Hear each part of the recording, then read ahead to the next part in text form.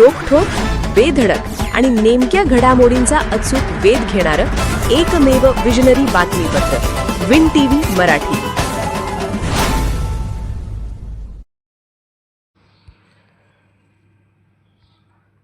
केकलेत ऊसात चोरून पिकवला जातोय गांजा. शेतकरी ताब्यात.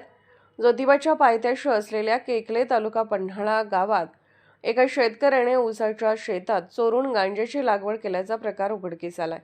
या लागवडीची माहिती पोलिसांना मिळताच संबंधित शेतकऱ्याला ताब्यात घेण्यात आले आहे. मिळालेल्या माहितीनुसार केकले येथील 62 वर्षीय धोंडीराम दामाजी कांबळे यांनी गावालगत असलेल्या स्मशानभूमीजवळ आपल्या शेतात ऊसाच्या पिकामध्ये लपवून गांजाची लागवड केली होती. याबाबतची माहिती पोलीस यंत्रणेला मिळाल्यानंतर प्रतिनियुक्तीवर असलेले शवाडी विभागाचे उपविभागीय पोलीस अधिकारी अमोल शिवाजी तेली यांनी फिर्याद नोंदवली आहे. कांबळे यांनी पिकवलेला सुमारे 3 किलो 560 ग्रॅम वजनाचा अंदाजे 35,600 रुपये किमतीचा गांजा जप्त करण्यात आला असून एकूण 11 झाडांचा मुद्देमाल कोळोली पोलिसांनी ताब्यात घेतलाय. गांजाची विक्री करण्याच्या उद्देशाने लागवड करून व्यसनाधीनतेला प्रोत्साहन दिल्याप्रकरणी कोळोली पोलीस स्टेशन यांनी शेतकरी धोंडीराम कांबळे यांना अटक केली आहे.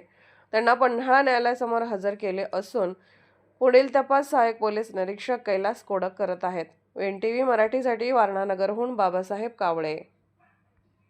विन टीव्ही मराठी न्यूज चॅनलला लाईक करा, शेअर करा आणि सबस्क्राईब करा.